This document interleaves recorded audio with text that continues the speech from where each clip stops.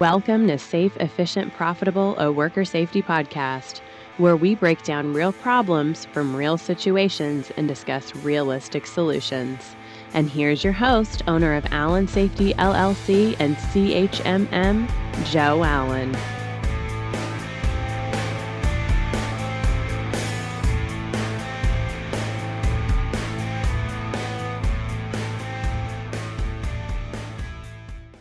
Hello, everybody. We're on the podcast. You listen to me verbally driving down the road. You know what? We're doing a sanitation series. For all I know, you just got out at 5:30, 6 o'clock this morning. You're like, you know what? I'm going to listen to Joe's podcast about sanitation. Well, thank you for doing that. Okay.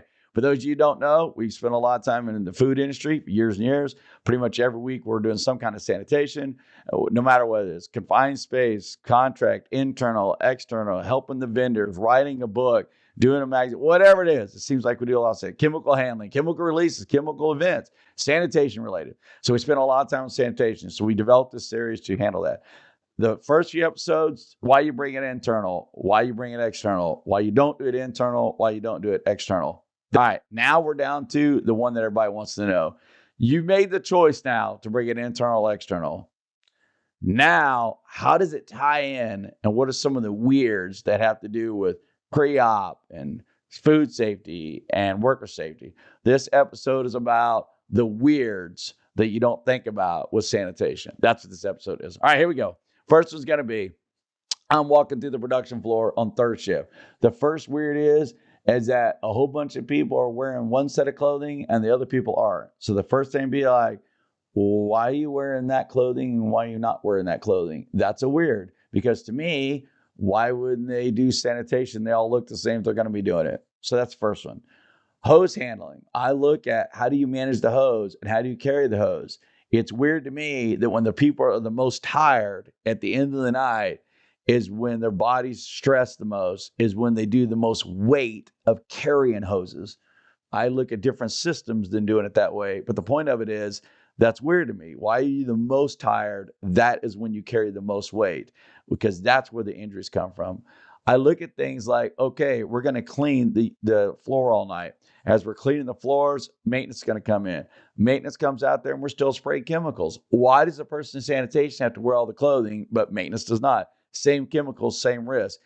Can we separate sanitation? Yes. Can we separate minutes? Yes. All I'm telling you is I walk out and be like, why are you standing 5 feet next to each other and you're not wearing the same clothing? It's PPE for a reason. Going to do some squeegeeing on the roof. Food safety says no condensation. You go to remove the condensation, look up. You're not wearing glass or shield because you want to be able to see. You're wiping gross stuff off a ceiling that's dripping down onto you, and now you get in your eyes, you have an eye injury. From the worker safety side, we'd be like, well, why would you have that injury? From the food safety side, we'd be like, you got to wipe down the condensation. And from the person doing the sanitation says, I need to see what I'm doing. So break down that variable. What's the best fit for that moment? Because I get a lot of stuff in people's eyes because of that action. All right. Food safety is going to come out and they're going to do pre-op. As they get ready to do pre-op, they say, here's a conveyor line. I'm going to check it. They check the conveyor line. It's great. Now run the conveyor line for me. They run the conveyor line. You know what? That looks dirty.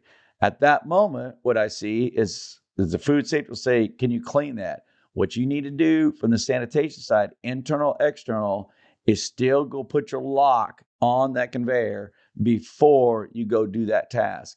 I see people, they get so flustered about what time they got to start up or how's food safety going to be, or are they feeling, stressed that food safety's got to move to 6 different other things before they start up, that they have a tendency to want to quickly pull that piece of meat out. And when they do, that's when an injury could occur.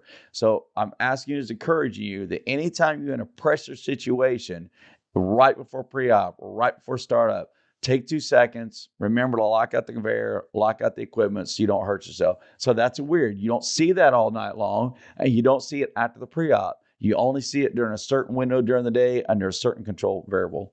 All right, another thing we look at is I'm going to wear a respirator now because I'm doing chemical cleaning.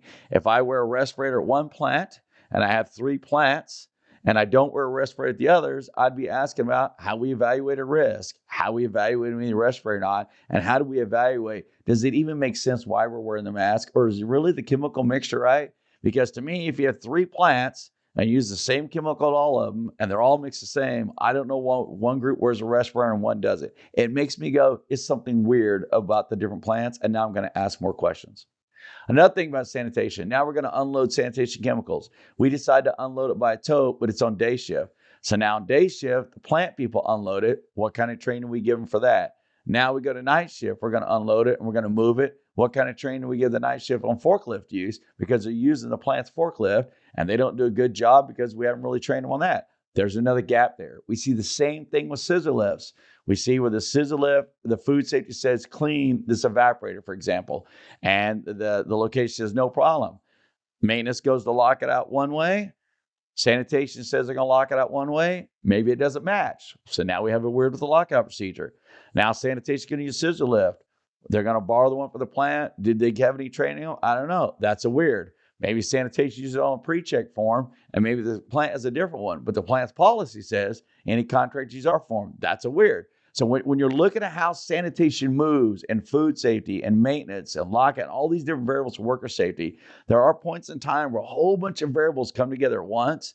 And all I'm asking you to do is back up and make sure each part of the system makes sense.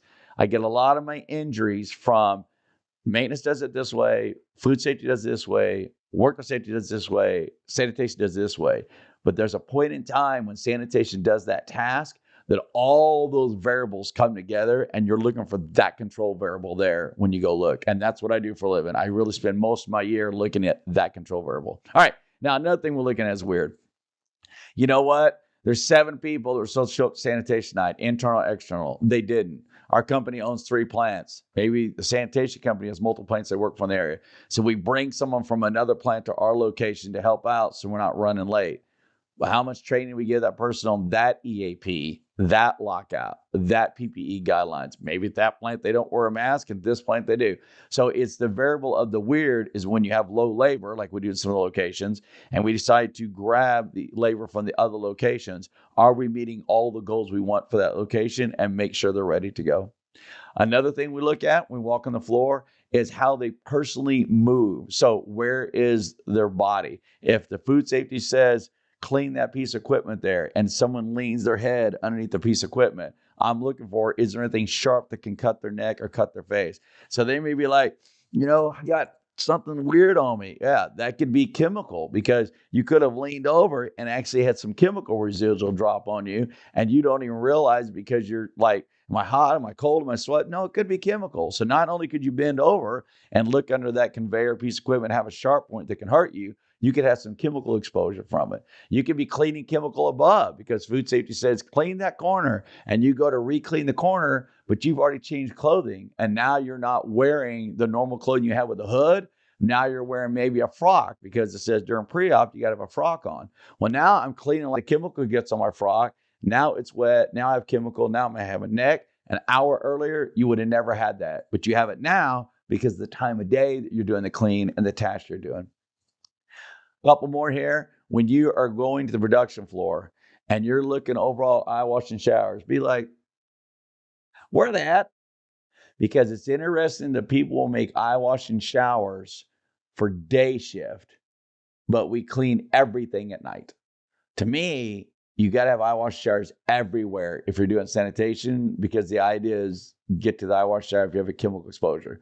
So weird to me is walk to the floor, look around and be like, if that guy's cleaning with a chemical, where are they going to go if they get it on them?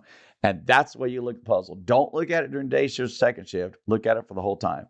The meeting, the Thursday meeting. So the food safety says, we're going to do the Thursday meeting. That's our sanitation meeting. Weird? I don't see a lot of worker safety people go to those. They should. Not every meeting, but they should. I go. If I'm on property, I know you got a sanitation meeting, I'm ready to go. I'm not jumping in because I have a lot of great ideas. I want to see what you think about and how you run the business, and I want to see if there's any gaps on the worker safety side. That's a gap because they schedule the meeting sometimes before other people come in. So just by the sheer nature of the business, I work from 8 to 8 every day because we're doing first, second shift, and I'm doing shift coverage that way because I'm doing 12s. but the sanitation meeting is always a 7. Then I'm missing that meeting. So the concept of the sanitation meeting, internal, external, and the concept of the safety and the concept of the food safety, getting that joint venture together on that Thursday morning, that's a control to me. That's how you run the business. You got to be able to talk to each other. And then the most interesting word to me is we have the worker safety side, we have the sanitation side, and we have the food safety side. All I'm asking you to do is make sure they line up. I can't tell you how many places I go in my career where this is an absolute at this location because food safety said so, but we did not follow the correct worker safety guidelines, like maybe chemical handling, PPE, or lockout tag out, or elevated work. And then I go to the sanitation side and said, that's how we always do it for elevated work. But that doesn't meet the worker safety side because you have to clean there 1 day a week. And that way you clean, there's no real good way to clean it. So we didn't capture that from the worker safety side that we have an elevated work issue. Food safety says, if you don't do it their way, then we're not going to let you run because you didn't have it clean, and we're going to tape it off and say you can't do that process. I'm not saying you disagree or agree with anything I just said. I'm just trying to give you reality that those 3 control variables, sanitation, food safety, worker safety, have got to work together, and they got to have the same plan and the same end result. It shouldn't be 1 is accomplished and 2 is not. It should be all 3 are always accomplished when that employee does that task.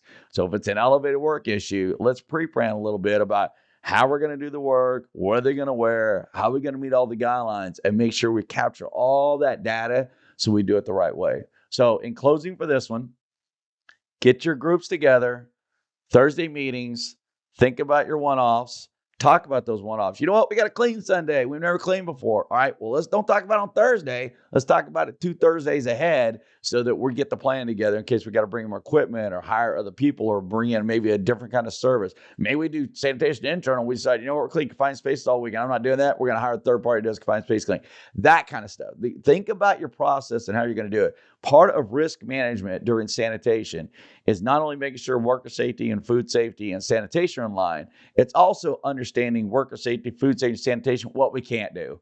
Where's our comfort level and what we can manage and not? We have great training in confined space, but no one's going to be here on Saturday because that's not the days they work. So now we're going to hire a sanitation company to do the confined space on Saturday. But we've never evaluated them ever because they don't ever work here during the week.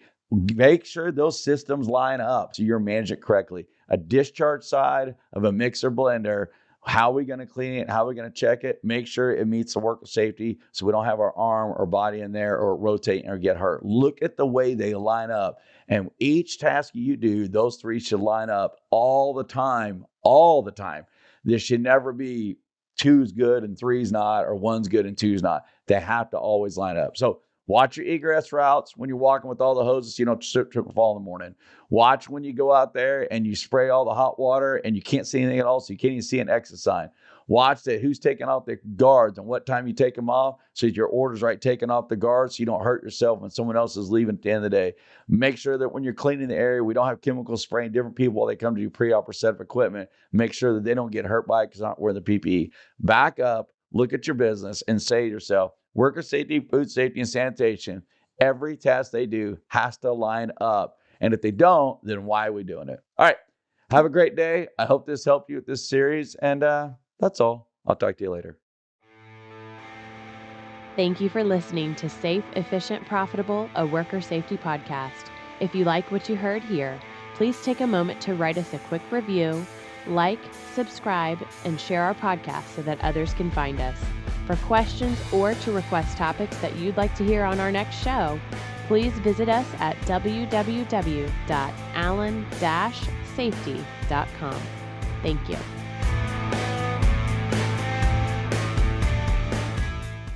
Safety first, stay safe.